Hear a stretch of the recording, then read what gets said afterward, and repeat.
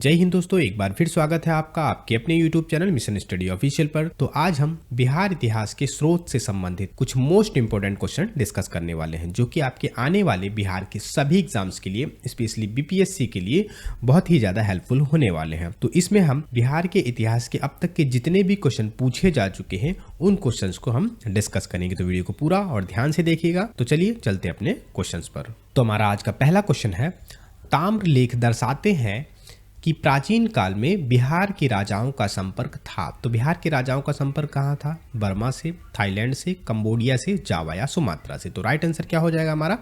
जावा या सुमात्रा। ठीक है, जावा या सुमात्रा है क्या? जावा और सुमात्रा इंडोनेशिया के दो द्वीप हैं।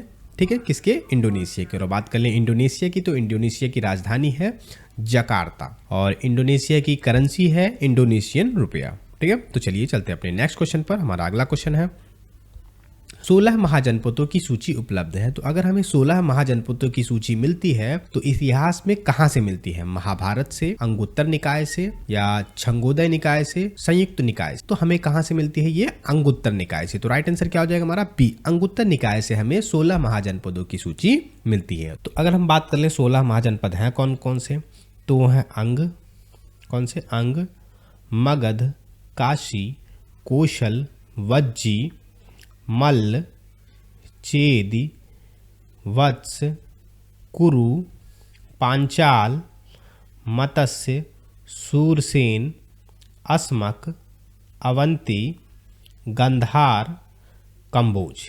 ये 16 के 16 जो है हमारी मगध के 16 महाजनपद हैं। ठीक है, ठीक है। तो चलिए चलते अपने नेक्स्ट क्वेश्चन पर। हमारा अगला क्वेश्चन है, ईसा पूर्व 6ठी सदी में विश्व की प्रथम गणतंत्रात्मक व्यवस्था कहाँ थी? तो कहाँ थी? तो ये थी वैशाली के अंदर। कहाँ थी? वैशाली। राइट आंसर क्या हो जाएगा हमारा? ए हमारा राइट आंसर हो जाएगा। और अगर हम बात कर लें वैशाली, वैशाली क्या है? ये बिहार का एक जिला है। अगर हम बिहार की राजधानी की बात कर लें तो बिहार की राजधानी है वर्तमान में पटना, और यहाँ के मुख्यमंत्री हैं नीतीश कुमार और गवर्नर हैं आरिफ मोहम्मद खान। कौन है? आरिफ मोहम्मद खान यहाँ के गवर्नर है। ठीक है, तो चलिए नेक्स्ट क्वेश्चन देख लेते हैं। जिसके ग्रंथ में चंद्रगुप्त मौर्य का विशिष्ट रूप से वर्णन है वह है? तो किस ग्रंथ में चंद्रगुप्त मौर्य का विशिष्ट वर्णन है? तो किसमें? भास में, विशाखदत्त में, शूद्रक में, अश्वघोष में। तो राइट आंसर क्या हो जाएगा हमारा? बी हमारा राइट आंसर हो जाएगा। ठीक है, तो अगर हम बात कर लें विशाखदत्त, विशाखदत्त कौन था? ये जो है गुप्त काल में, कब? गुप्त काल के एक कवि थे, उस समय के नाटककार थे। गुप्त काल के संस्थापक कौन थे? तो वो थे चंद्रगुप्त मौर्य। नेक्स्ट क्वेश्चन देख लेते हैं हम।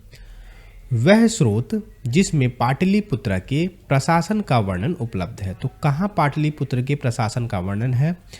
दिव्यावदन, इंडिका, अर्थशास्त्र, अशोक के शिलालेख। पाटलिपुत्र के प्रशासन का वर्णन है। तो राइट आंसर क्या हो जाएगा हमारा? इंडिका। और इंडिका की बात कर लें तो इंडिका के लेखक कौन है? तो मेगास्थनीज के द्वारा लिखी गई एक पुस्तक है। ठीक है, और मेगास्थनीज कौन थे? मेगास्थनीज एक यूनानी राजदूत, इतिहासकार और खोजकर्ता थे। चलिए नेक्स्ट क्वेश्चन देख लेते हैं। निम्नलिखित में से किस मौर्य राजा ने दक्कन की विजय की थी? दक्कन पर विजय किस मौर्य राजा ने प्राप्त की थी? अशोक, बिंदुसार, चंद्रगुप्त या कुणाल? तो किसने की थी? तो इस पे विजय की थी चंद्रगुप्त मौर्य ने। किसने? चंद्रगुप्त मौर्य। राइट आंसर क्या हो जाएगा हमारा? चंद्रगुप्त मौर्य। ठीक है, तो अगर हम बात कर लें ये क्या है? मौर्य वंश के संस्थापक भी कौन थे? चंद्रगुप्त मौर्य। और अगर हम बात कर लें दक्कन, तो दक्कन क्या है? भारत का जो है ये वाला एरिया जो है वो दक्कन का पठार कहलाता है। ठीक है, तो चलिए चलते हैं नेक्स्ट क्वेश्चन पर। हम हमारा अगला क्वेश्चन है, मेगास्थनीज ने भारतीय समाज को कितनी श्रेणियों में विभाजित किया था? तो मेगास्थनीज के द्वारा भारतीय समाज को कितनी श्रेणियों में विभाजित किया गया था? तो मेगास्थनीज ने भारतीय समाज को 7 श्रेणियों में विभाजित किया था। किसमें? 7 श्रेणियों। ब्राह्मण, ठीक है, क्षत्रिय, वैश्य, शूद्र, कृषक, कारीगर और शिकारी। इन 7 जो है श्रेणियों में विभाजित किया था। किसने? मेगास्थनीज ने। राइट आंसर क्या हो जाएगा? डी हमारा राइट आंसर हो जाएगा। ठीक है, हमारा नेक्स्ट क्वेश्चन है, चीनी यात्री ह्वेनसांग ने किस महाविद्यालय में अध्ययन किया था? तो ह्वेनसांग जो चीनी यात्री था उसने कहाँ अध्ययन किया था? तक्षशिला, मगध, विक्रमशिला या नालंदा? तो ह्वेनसांग ने नालंदा विश्वविद्यालय में अध्ययन किया था। तो राइट आंसर क्या हो जाएगा हमारा डी। तो अगर हम वेनसांग के बारे में बात कर लें तो वेनसांग चीनी कहाँ चाइना का एक बौद्ध भिक्षु था, यात्री, अनुवादक था। और अगर हम बात कर लें वेनसांग आया कब था भारत? हर्षवर्धन के शासनकाल में भारत आया था। कब आया था? हर्षवर्धन के शासनकाल में भारत आया था। ठीक है, नेक्स्ट क्वेश्चन देख लेते हैं। प्रसिद्ध चीनी यात्री फाहयान ने इसके शासनकाल में भारत यात्रा की। अब किसके शासन काल में भारत यात्रा की? चंद्रगुप्त प्रथम, रामगुप्त, चंद्रगुप्त द्वितीय या श्रीगुप्त? किसके शासनकाल में चीन की यात्रा की? तो राइट आंसर क्या हो जाएगा हमारा सी, चंद्रगुप्त द्वितीय के शासनकाल में फाहयान ने भारत की यात्रा की थी। ठीक है, तो अगर हम बात कर लें फाहयान कौन था? ये भी चीनी यात्री बौद्ध भिक्षु था और ये आया किस लिए था? तो बौद्ध धर्म का अध्ययन करने के लिए भारत आया था और वो चाहता था कि मैं बौद्ध धर्म की जो कुछ मेन प्रतियां हैं उनकी कॉपीज वो लेने के लिए आया था। तो चलिए नेक्स्ट क्वेश्चन देख लेते हैं। हमारा अगला क्वेश्चन है, 6ठी शताब्दी ईसा पूर्व में निम्नलिखित में से कौन सा एक गणतंत्र था? तो निम्नलिखित में से कौन सा एक गणतंत्र था जहां लोगों का शासन चलता था? अंग, मल्ल, चेदी, वत्स? तो राइट आंसर हमारा क्या हो जाएगा? मल्ल। बी हमारा राइट आंसर हो जाएगा। और अगर हम बात कर ले मल्ल के साथ साथ और कोई, तो मल्ल के साथ साथ वज्जी में भी जो है गणतंत्र शासन था। क्या था? गणतंत्र था। चलिए नेक्स्ट क्वेश्चन देख लेते हैं हम। चीनी यात्री युआन चुआंग भारत कब पहुंचा?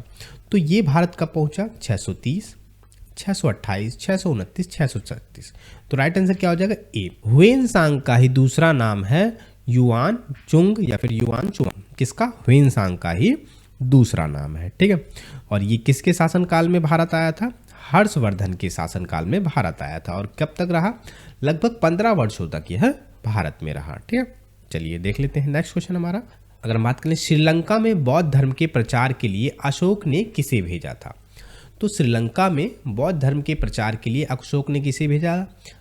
अमिता को, आनंद कुमार, संघमित्रा या विष्णु गोयल को? तो राइट आंसर क्या हो जाएगा? संघमित्रा। संघमित्रा कौन थी? अशोक की पुत्री थी। कौन थी? पुत्री थी। तो संघमित्रा के साथ साथ अशोक ने अपने बेटे महेंद्र को भी, किसको? अपने बेटे महेंद्र को और संघमित्रा, अपनी बेटी संघमित्रा को, दोनों को श्रीलंका भेजा था बौद्ध धर्म के प्रचार के लिए। तो अगर हम बात कर लें अशोक का दूसरा नाम क्या था? प्रियदर्शी अशोक का दूसरा नाम था। ठीक है, अशोक के शासनकाल में मगध की या कह लें बिहार की, वर्तमान के बिहार की राजधानी क्या थी? तो पाटलिपुत्रा बिहार की राजधानी थी। और अगर हम बात कर लें किसकी? श्रीलंका की, तो वर्तमान में श्रीलंका की राजधानी क्या है? जयवर्धनेपुरा। क्या है? जयवर्धनेपुरा श्रीलंका की राजधानी है और वर्तमान में यहाँ की मुद्रा है श्रीलंकन रुपया। ठीक है, नेक्स्ट क्वेश्चन देख लेते हैं हम। चीनी यात्री ह्वेनसांग इनके राज्यकाल में भारत आया था। तो किसके शासनकाल में भारत आया था? तो समुद्रगुप्त, हर्षवर्धन, अशोक, महाशिवगुप्त। तो राइट आंसर क्या हो जाएगा? बी। हर्षवर्धन के शासनकाल में ह्वेनसांग भारत आया था। तो राइट आंसर क्या हो जाएगा? बी। ह्वेनसांग आया किस लिए था? ये जो है हीनयान जो और महायान का अध्ययन करने के लिए भारत आया था। तो चलिए नेक्स्ट क्वेश्चन देख लेते हैं। बिहार की आर्थिक समृद्धि के विकास पर आधारित है, या कह लें बिहार की अर्थव्यवस्था किस पर आधारित है? तो बिहार की अर्थव्यवस्था किस पर आधारित है? कृषि पे, सूचना प्रौद्योगिकी, विदेशी निवेश या उद्योग? तो राइट आंसर क्या हो गया? बिहार की अर्थव्यवस्था आधारित है कृषि पर। ठीक है, कृषि पर। और अगर आपको वीडियो थोड़ी सी भी हेल्पफुल लगी हो, अपना फीडबैक जरूर दीजिएगा, वीडियो को लाइक एंड चैनल को सब्सक्राइब जरूर कीजिएगा। तो तब तक के लिए जय हिंद, जय भारत।